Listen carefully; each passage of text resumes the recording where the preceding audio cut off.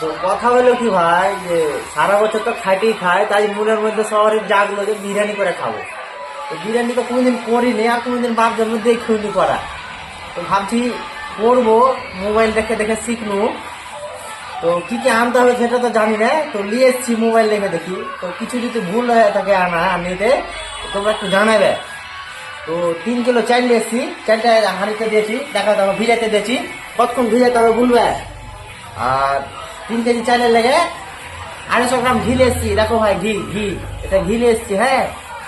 আর ঘি তো গেল, এটা একটা গোলাপ জল, দেখছো গোলাপ জল, হ্যাঁ একটা গোলাপ জল নিয়ে এসছি।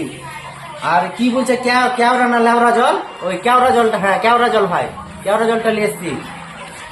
আর কি বললে, গরুর ছাপদা আছে, নাম জানি না, গরু গরু না গরু লাই, কি লাগাচ্ছে, এই কামধেনু রং না কি বলছে, ও ভাই কোটে প্রজাপতির ছাপদা আছে, এটা আবার কি রে, কি বুঝতে পারি না, তোমরা বলবে তো ভাই এটা কি জিনিস, বুঝতে পারি না। প্রজাপতি লেখা আছে,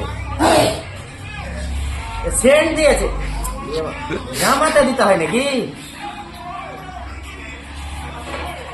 না, ও এটা বিরিয়ানি দেওয়া বলে সেন্ট হয় ভাতে।